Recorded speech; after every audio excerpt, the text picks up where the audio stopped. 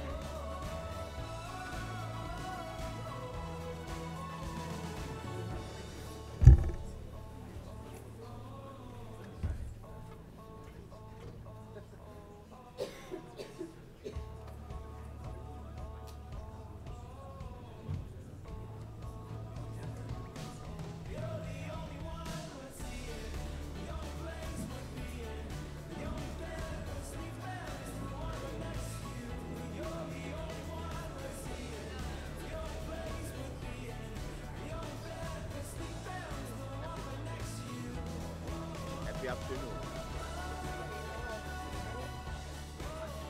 Am I audible? I'll be speaking now on this session on science-based targets. We got you, sir. Thank you.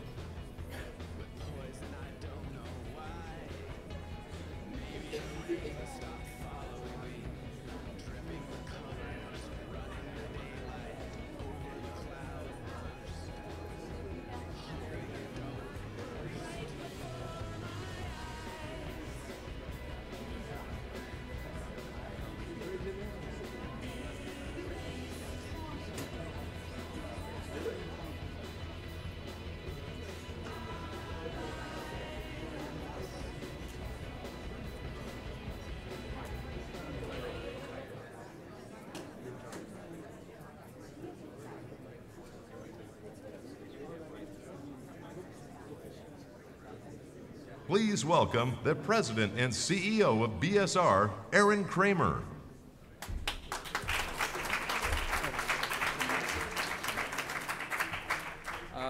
That is the first so-called voice of God that really did sound like the voice of God. Welcome, everyone. We are starting a little bit late.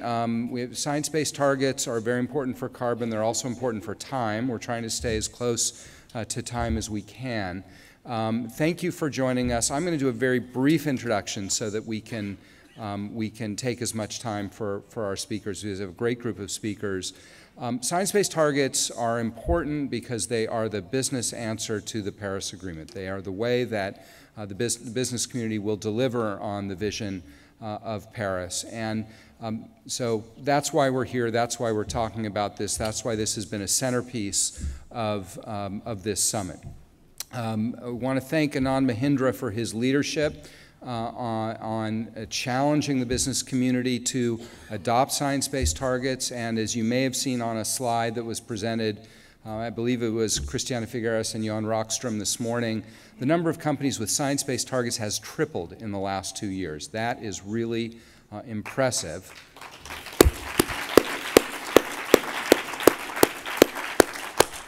And looking ahead to the Secretary General Summit next year in September, we hope that that number may again double. We are now at 488. 488, that is up from the 476 you saw on the slide earlier today. And I think there have to be 12 companies in the room that are thinking about it. So get on Twitter, make your announcement, and we'll get to 500 by 2:30 this afternoon. The trajectory is really important, and it is a great example of how an idea that was once the province of a small number of leaders has become a baseline for business. That's the shift that we've seen, and it is very welcome and very important. So we're going to hear from a group of companies today that have done this, how they've done it, why they've done it, and importantly, how they've leveraged the broader ecosystem in which they operate. For the magnifying effect that they have offered up. So let's get right to it. We're going to invite up first Mahendra Singhi, who is the Group CEO of Dalmia Cement, and we're going to do this session based on the concept of Mythbusters. And so the first myth, and this is going to be a little call and response. So who in the room believes that companies in a heavy emitting sector like cement, from a large emerging economy like India, do you believe that it's impossible to have a science-based target? No. Oh, come on. No, yes. No is the right answer. We just want it. Yeah. Who believes that a heavy emitter from a country growing fast like India cannot have a science-based target? No. No. Okay. We'll do better next time. I want to bring Mahendra up here. Mahendra, over to you. Hello.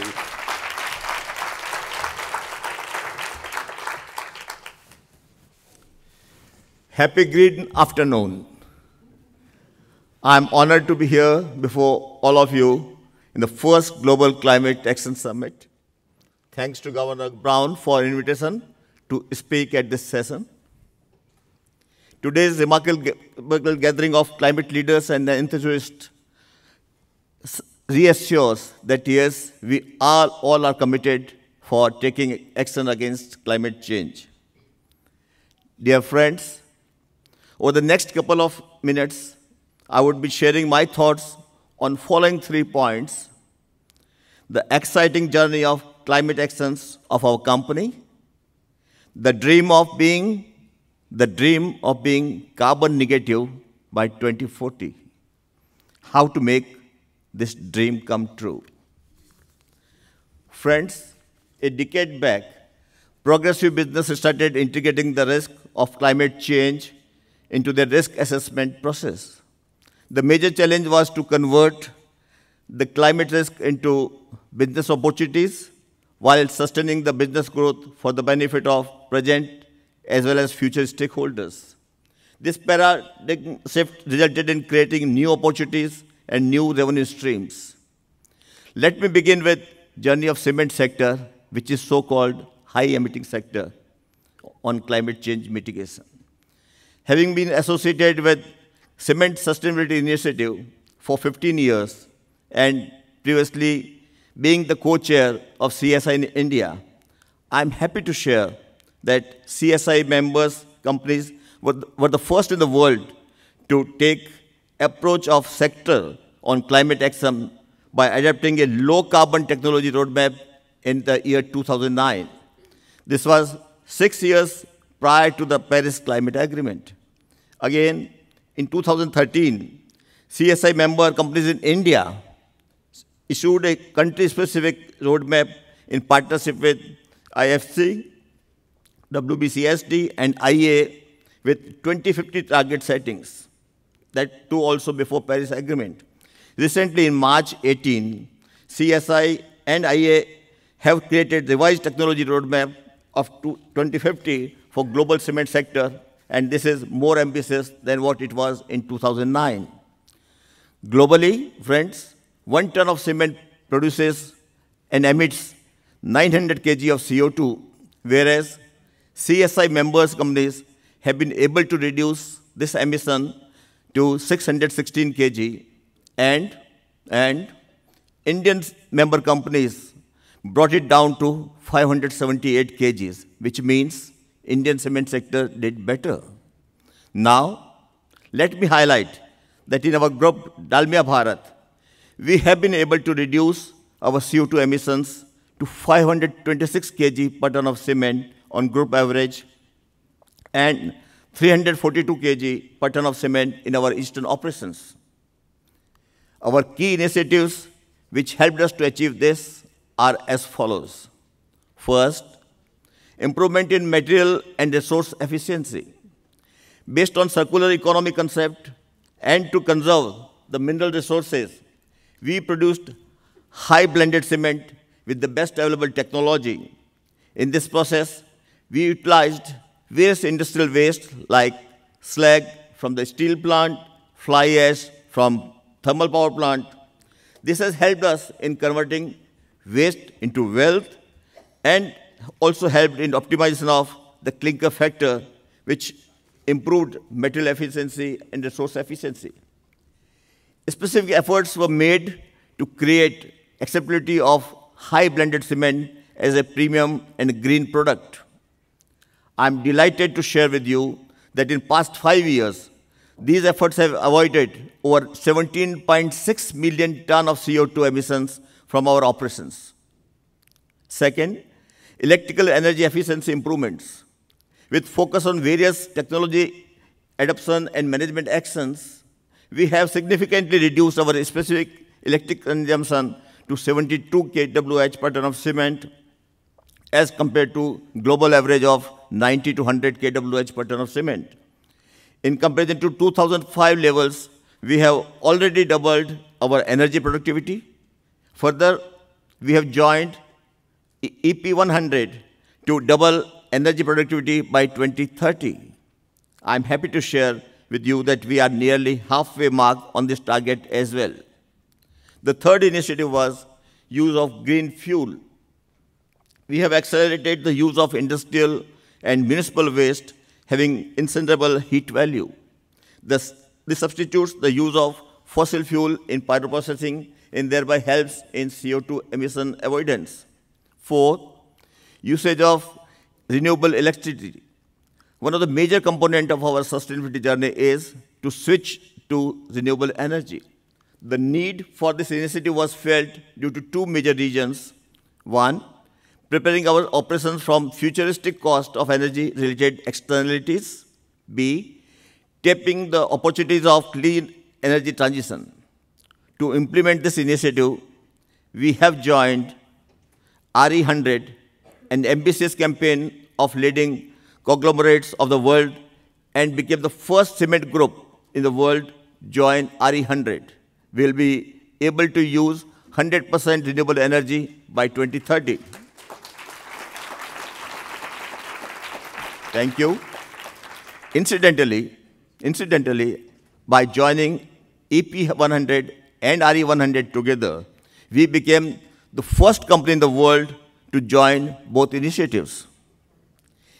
In addition to above actions, we need to now optimize on following: specific heat consumption of clinker in some plants, further use of green fuel to substitute fossil fuels, deployment of waste heat recovery-based green power generation.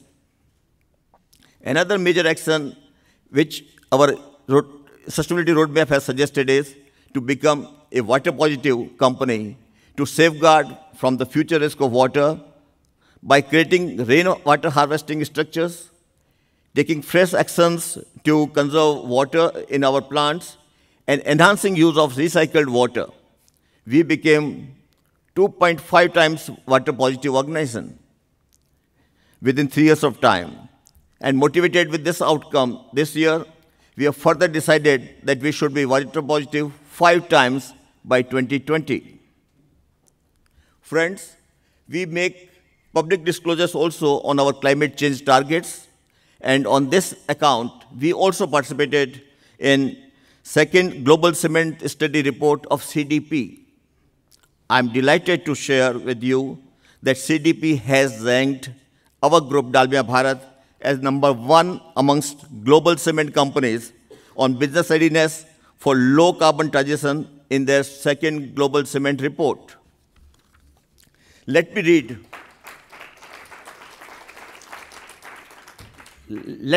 the text on Dalmia Cement in the CDP report, which may be of interest to you. Dalmia Bharat comes first by a distance, performing well on a number of metrics.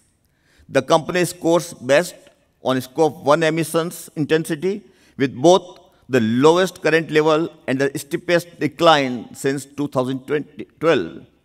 It makes most use of alternate materials and has the best emission profile against IEA 2 degrees target out of 2030. Dalmia has an internal carbon price and comes second for the quality of its emission reduction target.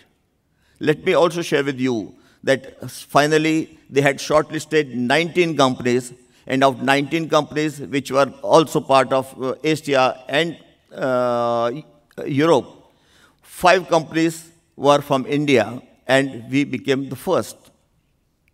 Now, when we look back and review our past performance, we find that we have been able to achieve about 20% reduction in carbon intensity in 5 years. At the same time, our profitability has increased manifold.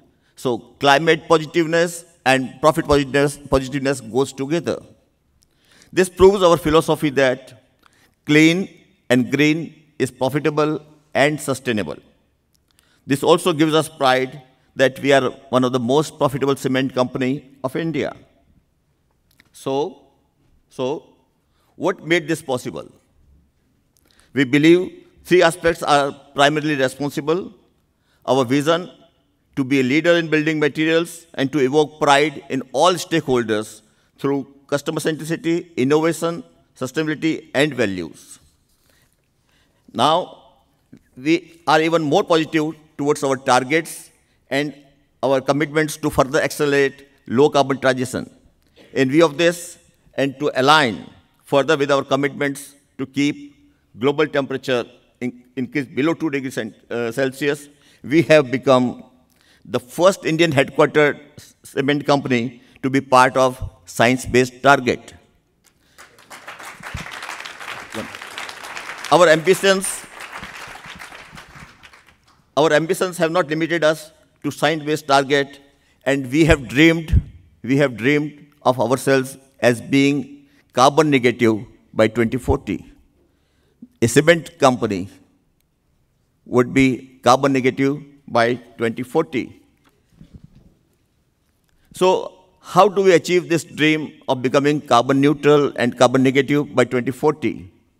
We have to explore following actions: 100% substitution of conventional fuel, switch over to green power generation, reduce clinker factor, switch over to solar drying for relevant raw materials, development of new range of low carbon cements, optimize the specific heat consumption to bring down the process emissions.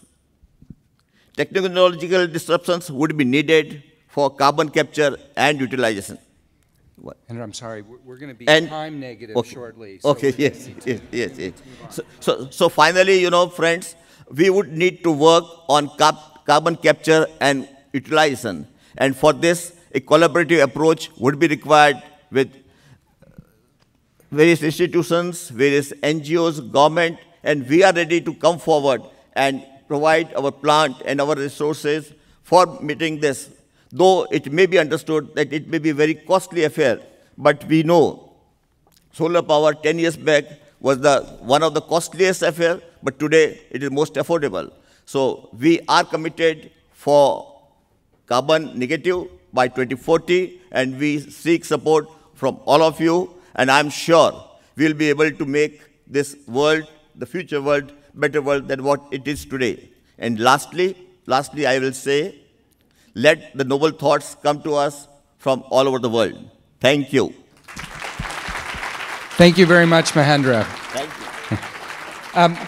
I'm going to call up now, we're going to do some Q&A for the next few speakers. Liz O'Neill, who oversees product supply chain innovation for Levi Strauss & Company. Come on up, Liz. Liz and I were the lucky people who have very short commutes to this event here in San Francisco. Yep. So, and we're just going to jump right in. We're going to do the myth busting at the end. Why did Levi's, and it's a pretty new commitment made just last month. Yep, about a month ago. Why did you make that commitment, and why did you apply it to your supply chain? Well, we felt like it was a really important thing for Levi's to do, to make a commitment to really support the Paris Accord, show that support, and act as a leader in the apparel industry in that regard. And we set a pretty ambitious target. So 90% greenhouse gas reductions within our owned and operated footprint, which is stores, offices, distribution centers, are a small footprint in manufacturing, and then a 40% reduction in our supply chain greenhouse gas emissions, and this is all by 2025. So those are pretty ambitious targets. Interestingly enough, as we started to develop the targets, we first did a life cycle assessment to really understand where our footprint had the most impact. And even though the 90% in O&O sounds really, really ambitious and really groundbreaking, and it is, there's going to be a lot of work going into that, the shocking thing to the layperson is that actually our owned and operated footprint and into the total is only 1%. The real impact from a greenhouse gas emissions perspective is actually sitting in the supply chain at about 63%. So that's everything from growing cotton in the fields through our retail stores. And then the balance, 34%, is actually in post-consumer use. So after someone buys the pair of jeans or the piece of apparel, what happens to it after that? So setting really ambitious targets was important for us, and we actually want to inspire others to actually proceed in the same light and really start to share across the apparel industry how we can really make a dent in this. And as we started to look at that 40%, which I'll talk a little bit more about, within our supply chain of 63%, 40% of our total footprint is actually in contract manufacturing. So that is in fabric manufacturing and in our cut and sew factories. And we felt like 40%, I don't think I did that. Excuse me. As one of my sons would say, oh, excuse me. Where was I? So in the meaty 40% of our greenhouse gas emissions that does sit within our contract manufacturing base, so fabric mills and cut and sew factories, this is a place where we can have a lot of impact, but it's actually quite tricky because we are not in full control of that piece of our supply chain. It is decentralized. Those are third-party contractors. So we can't simply decide to do it ourselves. We actually have to influence our partners to do the same. But we felt like we had very good strategic relationships with those suppliers, and we could really learn together how to make a meaningful impact here. And we also looked to the IFC, International Finance Corporation, which is the private sector arm of the World Bank, because we knew that they had the PACT program, so Partnership for Cleaner Textiles, which was a really innovative way to help suppliers really understand, get the expertise, and get low-cost funding to really improve their environmental sustainability in their operations. So they help them both technically understand how to do it, and they help them with capital investments, which has been hugely important to us. We ran 6 pilots, 6 factories in 4 different countries last year, and in 1 year, with almost no investment from the factories, they were able to save about to reduce their greenhouse gases by, on average, 20%, and saved over $1 million. And that was really with minimal intervention. So that's been an incredible proof point for us. That's great, Liz. The IFC program is groundbreaking. The apparel industry is notoriously decentralized. How do you overcome those barriers, and what do you foresee for the industry as a whole? So it is. It's very decentralized. There's not a lot of broad control through one avenue throughout the supply chain right now. I think that's probably true in many industries. But there are two key things that have happened over the last 20 years that I think are important. One is we've consolidated, and I'd say the industry as a whole is going at this a little bit differently. It's not just every brand going to one factory one by one into the hundreds of factories. Right now for Levi's, we've consolidated down to about 40 vendor partners that really matter, that make up more than 80% of our total manufacturing. So that makes it much more digestible to actually go out and really create the partnerships and influence those vendors. So consolidation is a huge piece of it. And then collaboration across the industry has also been incredibly important, and I think an opportunity for the future. So with groups like the SAC, Sustainable Apparel Coalition, that have major brands and retailers involved in it, that's really a place where we can come together as an industry to try to tackle some of the labor and environmental challenges that we have. And with groups like BCI, Better Cotton Initiative, Levi's will use about 50% of our fabric volume will be made with BCI this year, and we're on our way to over 90% in the next few years. So I think where different retailers, brands can come together and really solve these issues together is incredibly important. And I think carbon is the next foray into that. And I think we need to figure out how can we collaborate in the same way on carbon and really try to solve these things together, because we share a lot of the same vendor partners. It's not like many vendors are only making for Levi's or others. We really are in the same places. So the more we can use our weight and sort of pull in the same direction, I think the faster progress we're going to make. One last question for you. What's the response been from your manufacturing partners? Well, I mean, the great news about all of this is that they can be better for the environment and they can save money, right? So that's a magic combination, right? So as we start to prove out that there is a benefit, they want to do good too, right? These are their communities. They see it. They want to improve as well. And I think by showing them innovative, collaborative ways that are easy on their capital, that are very clear ROI paths, return on investment, I think that becomes a much easier conversation. So they've actually been quite excited, and we're expanding the PACT program globally, and we're expanding it to our fabric mills as well in the next couple of years. Thank you, Liz. So now it's your turn. Who believes that an apparel company with a decentralized supply chain can't have a science-based target? Or no one. That's all right. Silence was good in that one. Who believes the moderator just screwed up the question? Yeah. Okay, that's good. Liz, thank you so much. Yeah. Okay. Now, next, I'd like to call up Robert Gibbs, the Chief Communications Officer at McDonald's. And Robert, thank you. I started my day with a lovely biscuit at one of your events this morning, so thank you for that. Because I didn't get lunch, so yeah. If you would have said so, we could have brought that. I know, I blew it. Anyway, welcome. And what motivated McDonald's, again, an announcement this year on science-based target? What was the motivation for setting the target and the approach that you took, which is interesting? Yeah, so our target, just to tell you, is to... Right. Well, it's not... There you go. It's not me, but yes, thank you. So for our target is to reduce 150 million metric tons of emissions by 2030.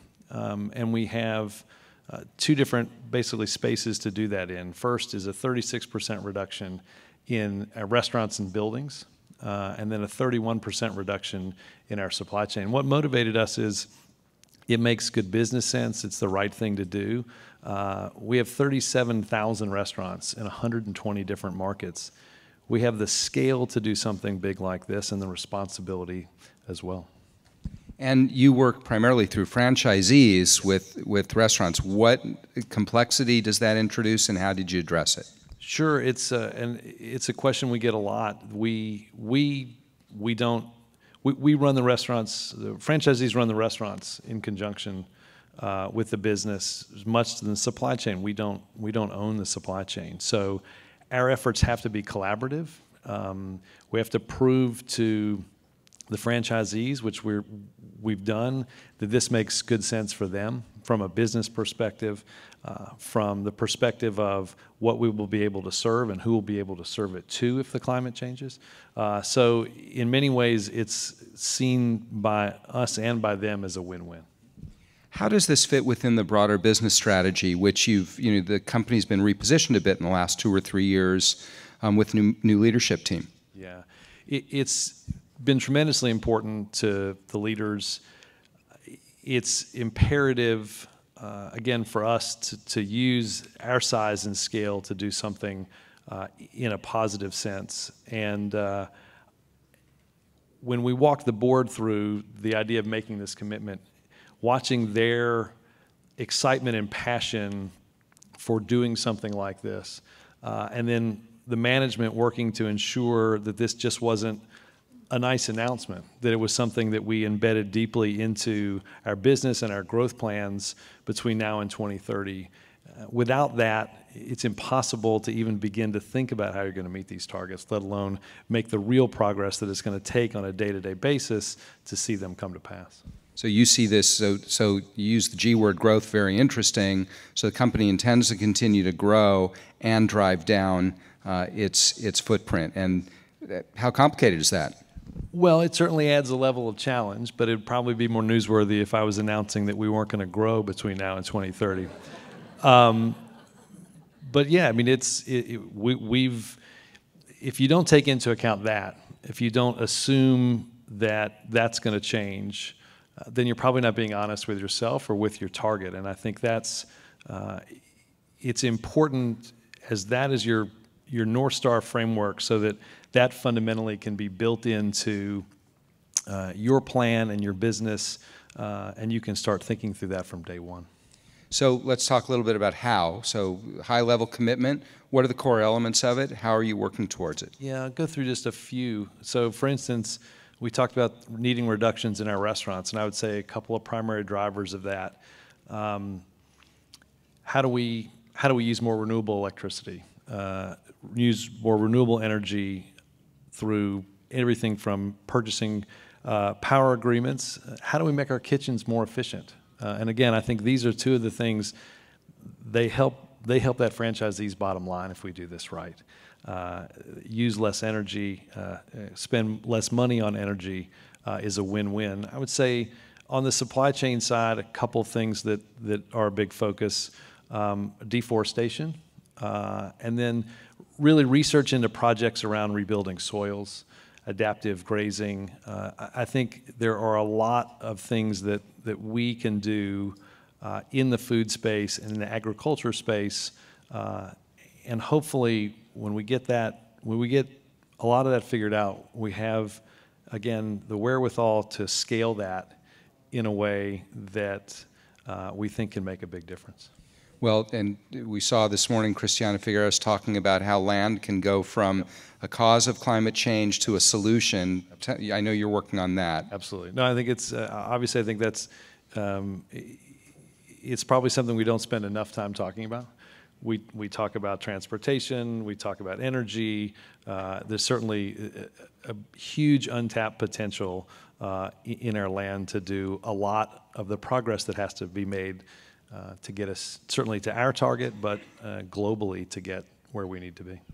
So one last question. Franchisees, there are elements that are valuable for them as well. At the same time, I would assume that you have gotten some questions and have had to talk some of your partners through it. How have you approached that? Well, I mean, I think it's being open, being honest. And again, the way we approached this at all segments was to walk through, why does this make good sense?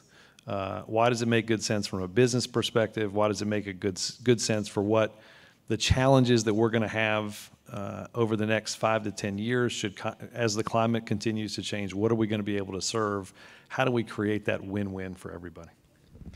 Thank you. I'm going to try and get the question right this time. The call and response has yeah. been so good here. Yeah, I know. We'll work on it. Do you believe that a company with a large franchisee base and a complicated supply chain cannot set a science-based target? No. You're right. No. All right, great. Please join me in thanking Robert Gibbs for some very good comments.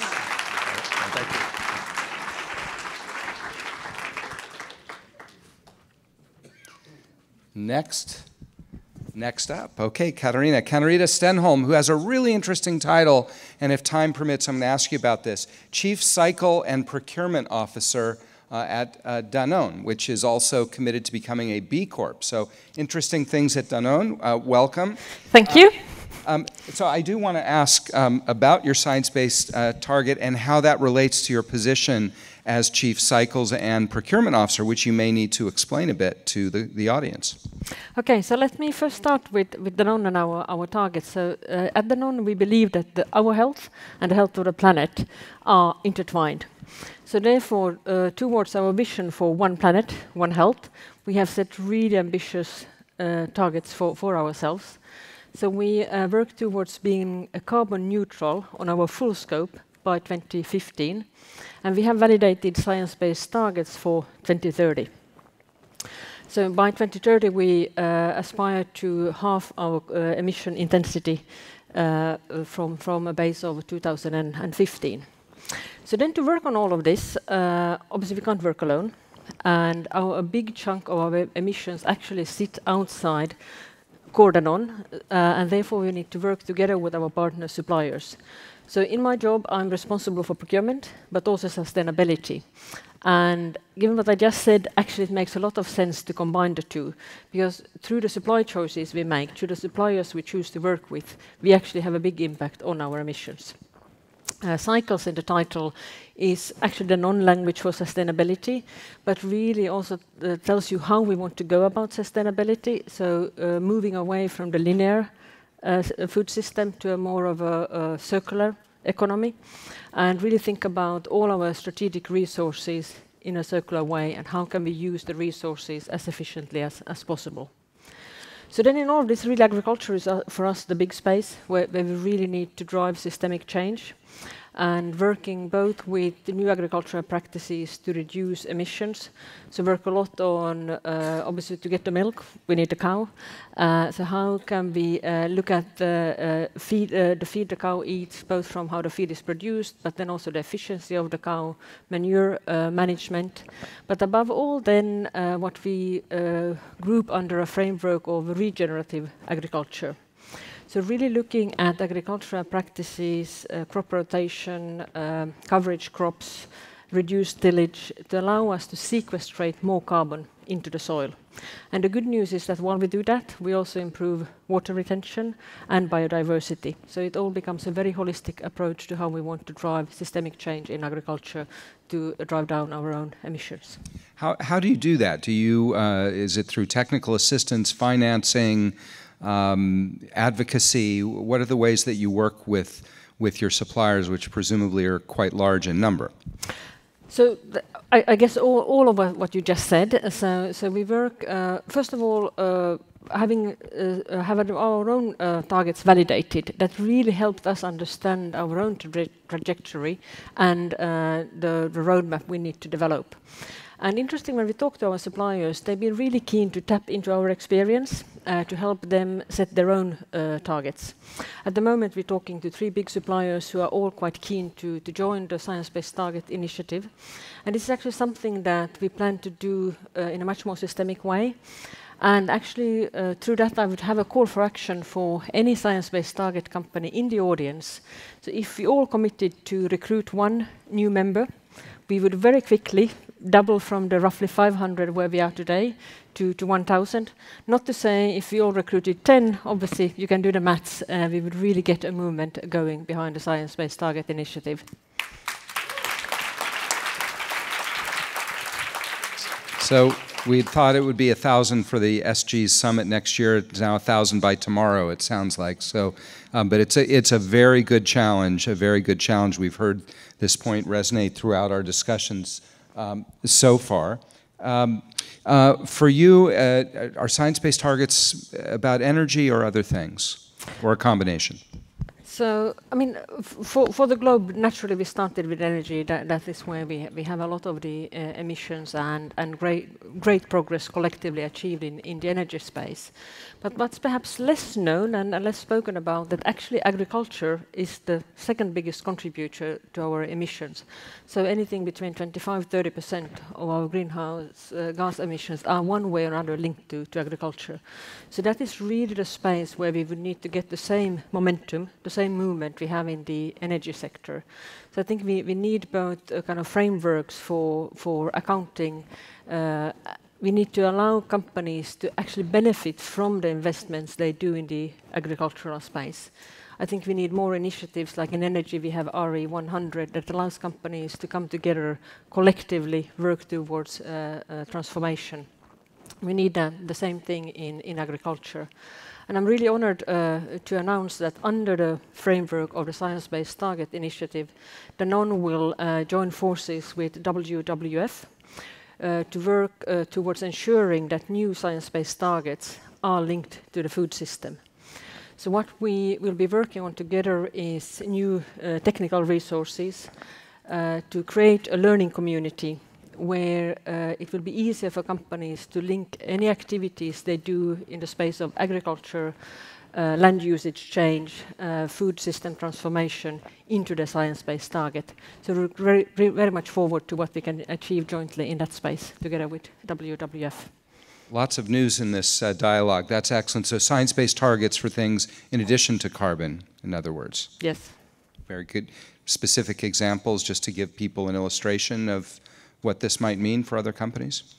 You mean in the science-based targets for water, for other things in addition to. No, so really now focusing firstly, I think we have a big chunk of work to do in the carbon space. Still a lot to do. But as I said earlier, I think when we work on carbon, we actually work on water at the same time. We work on biodiversity. So I think it's kind of all hangs together. Not as separate initiatives. Katarina, thank you. Very, very interesting. And now the question again is, do you believe that companies in the agriculture sector cannot innovate as part of their science-based target? No. There's going to be no yeses, just a little trick here. Anyway, please again join me in thanking Katarina for some great insights. Thank you. Okay, Laura Phillips is here, Senior Vice President for Sustainability at a mom and pop called Walmart. Welcome, Laura. And thank you. Tell us a bit, Walmart's had a number of audacious goals set over the last now really dozen or so years. Just great. Tell us a little bit about what motivated action on science-based targets. Great. Yeah, thank you so much. We're so happy to be here today on behalf of Walmart and talk a little bit about our work in climate and in particular science-based targets. We became the first retailer to sign up for science-based targets back in the fall of 2016. And for Walmart, we've been working on climate now for more than 10 years. We have a vision. We set it out in 2005 to reach 100% renewable energy. And that's our true north. That's really what's driving us. And climate is really at the core of all of our work in sustainability, core to who we are, core to our values. It's great for our business. And it's really important, we think, as a company, as Walmart, to do our part to really address this challenge for the world. So coming out of the Paris Agreement, we looked at our own work and said, what more can we do? How can we lead? How can we really do our part? And we said, we want to sign up to be a part of Science-Based Initiative, and went through analysis in our own operations to determine what we would have to do in our own operations and our supply chain to meet that target. And in our own operations, it turns out to be about an 18% reduction in our emissions by the year 2025. And in our supply chain, we sell a lot of different products at Walmart. And from food to apparel to electronics. And so we couldn't kind of add up the impact of every product. So instead, we came up with a program that is to work with our suppliers in several different pillars, what we call them, to reduce 1 billion metric tons of emissions by 2030. So we gave ourselves 5 more years. to really get after that with our suppliers. And we're working with all of our suppliers across areas such as energy, ag, we've heard that in the panel today already. Agriculture is a really important part in our supply chain to reduce emissions. Deforestation, waste, packaging, so working with our suppliers on recycled content, recyclable packaging that has an emissions reduction factor, and also product use. So that's our science-based target. We're really pleased to be a part of the Science-Based Target Initiative. We think it's really important, and we're challenging our suppliers to participate in science-based targets as a part of Project Gigaton. And you branded it very well also. I'm glad you mentioned. What have you, tell us a little more about what you've learned so far, because you have been at this now for, or at least it's been announced now almost 2 years ago. What have you learned? Great. So we've been at it for about 1.5 years in our supply chain with our suppliers through Project Gigaton. And we're pleased to announce today we have 600 suppliers that have signed up to work along with us through Project Gigaton on all different range of topic areas.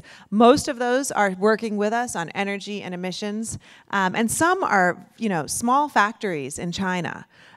That may make for us, sporting goods or housewares or apparel. They may make one small change in energy efficiency, and that's terrific.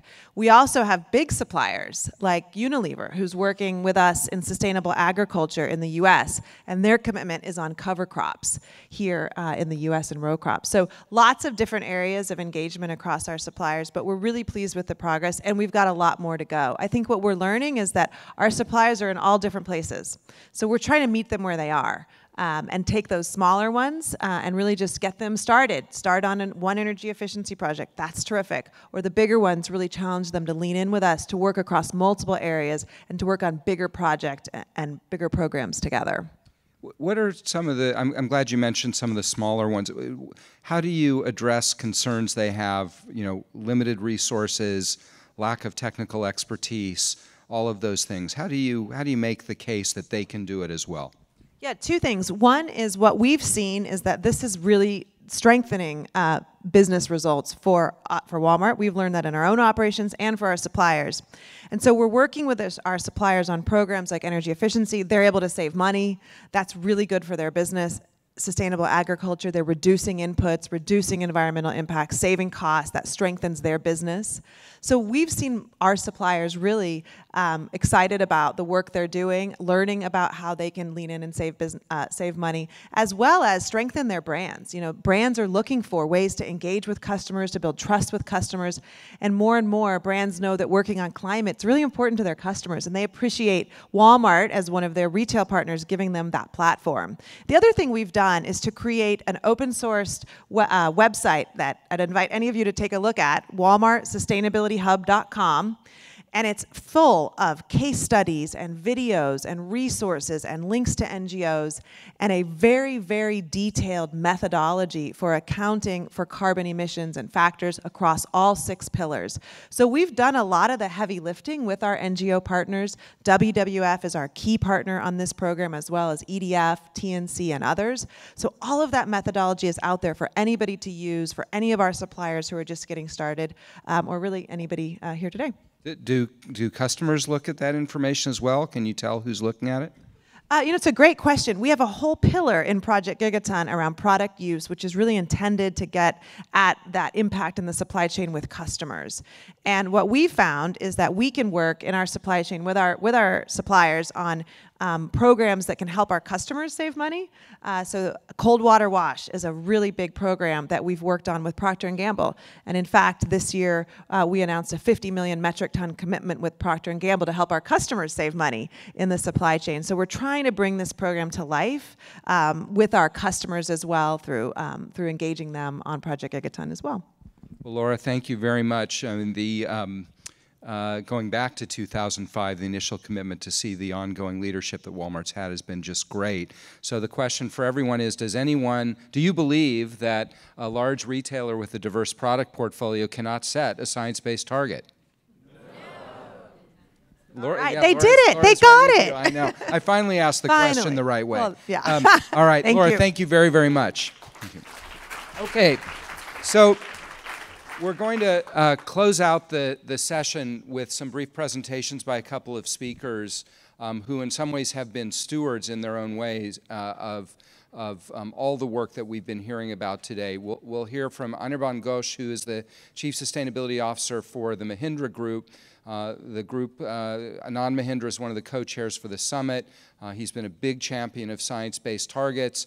He has set some ambitious targets, and Anirban has to make sure that they're delivered. So give him your support when he comes up here. And after Anirban, we'll hear from Lisa Kingo, whom I'll introduce in a minute. Anirban. Thank you.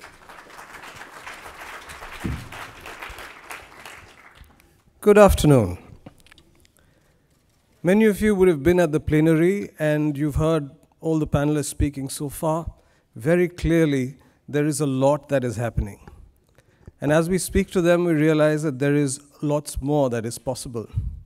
150 companies signed up for SBTs just this year. Do you want to give them a big hand?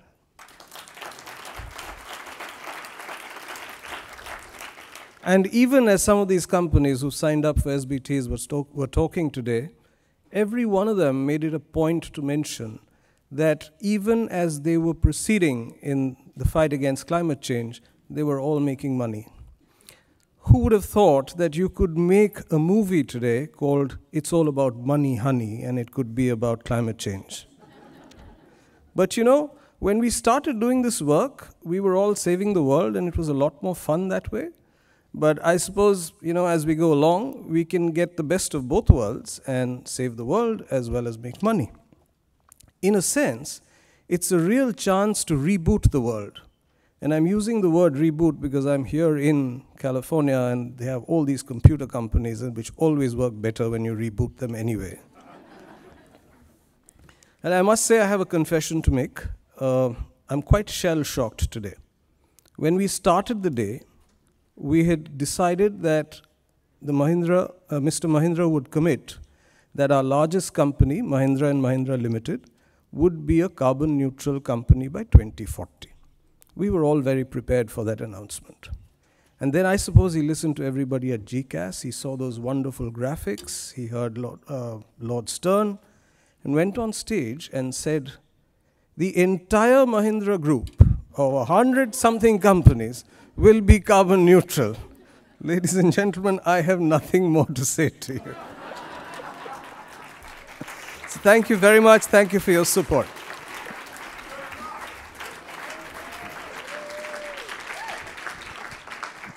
The lesson is don't let your chairman on stage at the Climate Summit. I next want to introduce a great leader and someone I consider a good friend as well, Lisa Kingo, who is the CEO and Executive Director of the United Nations Global Compact. Lisa. Thank you.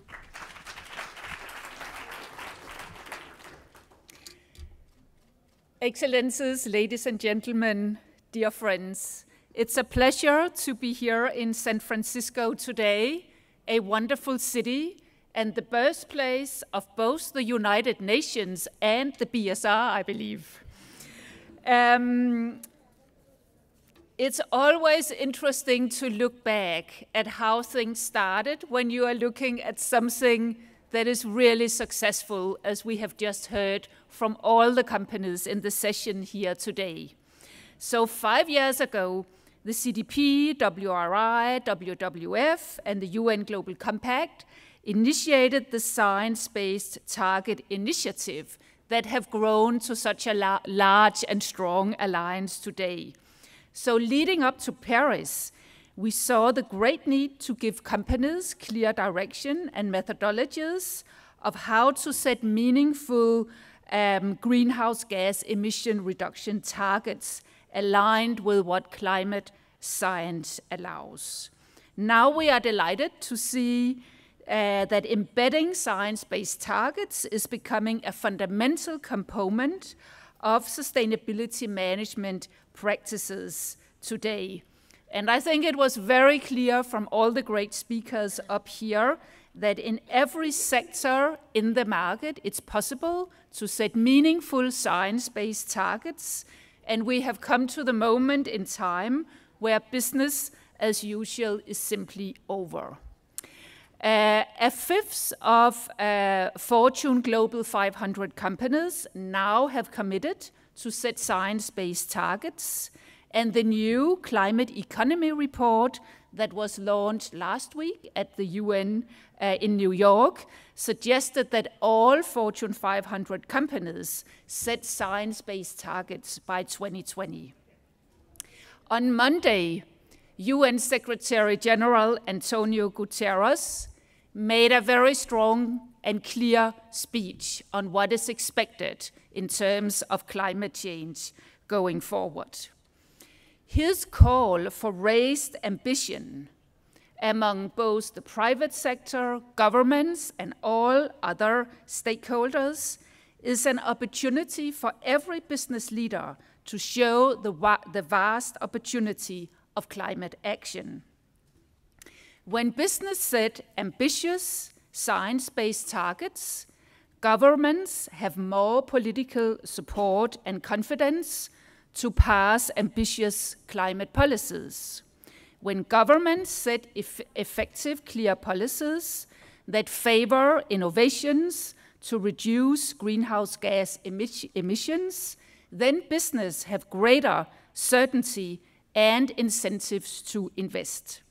This is the ambition loop that we want to create and accelerate to fast implement the Paris Agreement. And it's in this spirit that the UN Global Compact will mobilize business everywhere to support the UN Secretary General's call for raised ambition and leadership. The Secretary General has urged us to stop the increase of emissions by 2020 and dramatically reduce emissions to reach net zero emissions by mid-century. We have a clear trajectory ahead of us. We encourage all of you to join us with your bold commitments on climate action and demonstrate your progress at the 2019 Climate Summit that will take place in September at the UN headquarters in New York. We look forward to springing forward and onward together towards the 2019 Climate Summit. Thank you. Thank you very much, Lisa. I'm going to invite all of the speakers up on the stage, and as soon as they're here, I would like for everyone to thank them again for their great contributions for day one of this summit, and then we'll take a photograph. How's that? I think we have everyone. Oh, Anirban? Yep. All right, please join me in thanking everyone.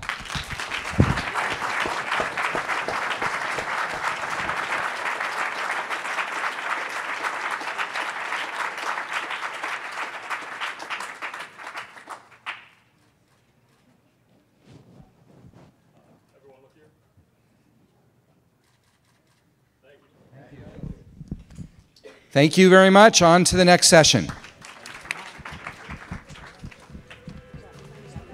Yeah.